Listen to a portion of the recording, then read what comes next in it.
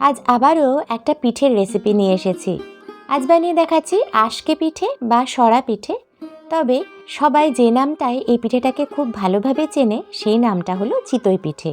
কোনো ছাঁচ বা মোল্ড ছাড়া পিঠেটা আজকে কড়াইতে করে দেখাচ্ছি। আর কড়াইতে করতে গেলে ঠিক কী কী সমস্যা হয় সেটাও আপনাদের সাথে আলোচনা করব। নমস্কার বন্ধুরা, আপনারা আছেন সুচিস্মিতার সাথে অ্যাসর্টেড রেসিপিজে। একটা মিক্সিং বলে চায়ের কাপে মেপে 2 কাপ বাজার থেকে আনা শুকনো আতপ চালের গুঁড়ি নিয়ে নিয়েছি। আপনারা একটা বাটি বা কাপ সেট করে সেটার মাপে সমস্ত মেজারমেন্টগুলো করে নেবেন। চিতই পিঠে একটু নোনতা হলে খেতে ভালো লাগে, তাই আমি উঁচু উঁচু করে 1 চা চামচ লবণ দিয়ে দিলাম। লবণটা ভালো করে চালগুড়ির সাথে মিশিয়ে নিচ্ছি। এবার দিয়ে দেব জল। ওই একই কাপে মেপে আমি 2 কাপ গরম জল নিয়েছি। একটু একটু করে জল মিশিয়ে এই গোলাটা বা ব্যাটারটা তৈরি করে নিতে হবে। আচ্ছা, জলটা কীরকম গরম নেবেন? একেবারে ফুটন্ত গরম জল ব্যবহার করা কিন্তু যাবে না।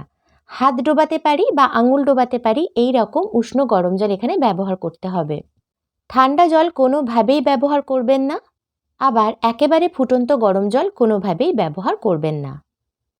একবারেই সবটা জল দিয়ে দেবেন না, খুব অল্প অল্প করে জল দিয়ে হ্যান্ড হুইস্কারের সাহায্যে আমি প্রথমে এটাকে একটু মিশিয়ে নিচ্ছি। আগে 1 কাপ জল দিয়ে দিয়েছিলাম, এবার আরও 1 কাপ জল অল্প অল্প করে মিশিয়ে গোলাটা ঠিকমতো তৈরি করে নিতে হবে। প্রাথমিকভাবে হ্যান্ড হুইস্কারের সাহায্যে একটু মিশিয়ে নিচ্ছি, এরপর কিন্তু আমি হাত দিয়ে এটাকে খুব ভালোভাবে মেখে মিশিয়ে নেব। মোটামুটি মেশানো হয়ে গেছে, এবার হাত ব্যবহার করব। আচ্ছা, খুব গুরুত্বপূর্ণ একটা কথা বলে নিই, সেটা হচ্ছে এই ব্যাটারটা যত সুন্দরভাবে গোলা যাবে বা মেশানো যাবে, পিঠেগুলো কিন্তু ততটাই সুন্দর হবে আর ততটা ফুলবে। হাত দিয়ে একটু চেক করে নিলাম যে কোনো চাল গুঁড়িয়ে ভেতরে দলা হয়ে আছে নাকি। তারপর আবার হ্যান্ড হুইস্কারের সাহায্যে খুব ভালোভাবে মিশিয়ে নিলাম। দিয়ে দিচ্ছি হাফ বাটি পরিমাণ ফ্রেশ নারকেল কোড়া। এটা সম্পূর্ণ অপশনাল, তবে দিলে খেতে ভালো হয় আর একটু নরমও হয়, তাই যদি থাকে এটা ব্যবহার করতে অনুরোধ করব। নারকেল কোড়াটা খুব ভালোভাবে মিশিয়ে নিয়ে ঢাকা দিয়ে এটাকে ঘন্টাখানেকের জন্য রেস্টে রাখছি। 1 ঘন্টা হয়ে গেছে। একটা হাতা দিয়ে ব্যাটারের কনসিস্টেন্সিটা একটু চেক করে নিচ্ছি। এই সময় ব্যাটারটা যদি একটু ঘন মনে হয় তাহলে আরও অল্প একটু জল এখানে ব্যবহার করবেন। তবে আমার ক্ষেত্রে ব্যাটারটা একদম ঠিক আছে, তাই আমি আর এতে কোনো জল অ্যাড করলাম না। পিঠেটা বানানোর জন্য একটা খুব ভারী বেসের লোহার কড়াই ব্যবহার করছি। কড়াইয়ের নিচটা দেখুন একদম ছড়ানো আছে। একটা বিষয় খুব ভালোভাবে বুঝে নিন বন্ধুরা, এরকম ছড়ানো বেসের কড়াইতে পিঠে কিন্তু একদম ফুলে টইটুম্বুর কোনোভাবেই হবে না। নরম হবে, জালিও হবে, হালকা ফুলবে, কিন্তু ভীষণ ফুলবে না। পিঠে খুব সুন্দরভাবে ফোলানোর জন্য একটা ডিপ কড়াই কিন্তু ব্যবহার করতে হবে। যাই হোক, কড়াইটা খুব ভালো করে হাই ফ্লেমে গরম করে অল্প একটু সাদা তেল দিয়ে দিয়েছিলাম। এবার তেলটা গরম হয়ে যাওয়ার পর একটা টিস্যু পেপার দিয়ে ভালো করে এটাকে মুছে নিলাম। ভালো করে গুলিয়ে নিয়ে 1 হাতা ব্যাটার দিয়ে দিলাম, আর সাথে সাথেই একটা ঢাকনা এর উপর চাপা দিয়ে দিতে হবে। ফ্লেমটা একদম হাই থাকবে, এটা কিন্তু খেয়াল রাখবেন বন্ধুরা। ফ্লেমটা একদম হাই থাকলে আর ঢাকা দেওয়া থাকলে তবেই পিঠেটা ফুলবে আর জালি জালি হবে। মোটামুটি 2.5 মিনিট পর ঢাকাটা খুললাম আর একটা পিঠে কিন্তু তৈরি হয়ে গেছে। সুন্দরভাবে পিঠেটা কিন্তু কড়াই থেকে উঠে যাচ্ছে। লোহার কড়াই ব্যবহার করে হাই ফ্লেমে করার জন্য কড়াইটা একটু পুড়ে গেছে, তবে পিঠেটা কিন্তু একদম ঠিকঠাক হয়েছে। কড়াইটা আবার একটু মুছে নিচ্ছি। আচ্ছা, আপনারা কিন্তু তেল আর জল মিশিয়ে একটা কাপড়ের টুকরো দিয়েও মুছে নিতে পারেন। গুলিয়ে নিয়ে আরও 1 হাতা ব্যাটার দিয়ে দিচ্ছি, আর দেওয়ার সাথে সাথে এবারও ঢাকা দিয়ে দিচ্ছি। এবারও 2.5 মিনিট পরে ঢাকনাটা খুলছি, আর দেখুন এই পিঠেটাও কিন্তু একদম ঠিকঠাকভাবে তৈরি হয়ে গেছে। এটা একটু কাছ থেকে দেখিয়ে দিচ্ছি।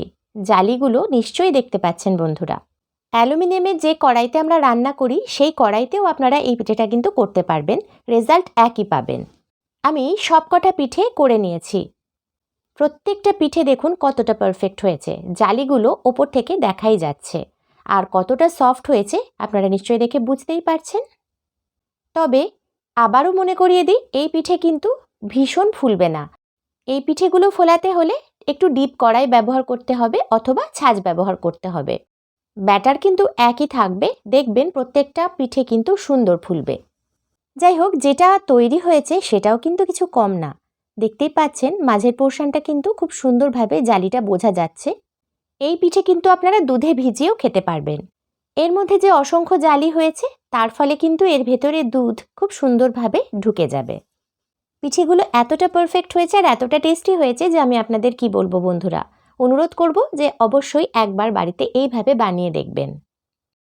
আমি অল্প একটু তেল ব্যবহার করেছিলাম, তাই পিঠেটা এরকম একটু কালো হয়েছে। তবে আমাদের বাড়িতে এরকম একটু বেশি ভাজা পিঠেই পছন্দ করা হয়। যাই হোক, আপনাদের কেমন লাগলো কমেন্ট করে অবশ্যই জানাবেন। তাহলে এই ছিল আমার আজকের চিতই পিঠে বা সরা পিঠে বা আশকে পিঠের রেসিপি। আর আমার বানানোর অভিজ্ঞতা থেকে যে কথাগুলো আমি আপনাদের সাথে শেয়ার করলাম, সেই কথাগুলো মনে রেখে আপনারাও পিঠেটা তৈরি করবেন। তবে প্রত্যেকটা পিঠে কিন্তু একদম পারফেক্ট হবে।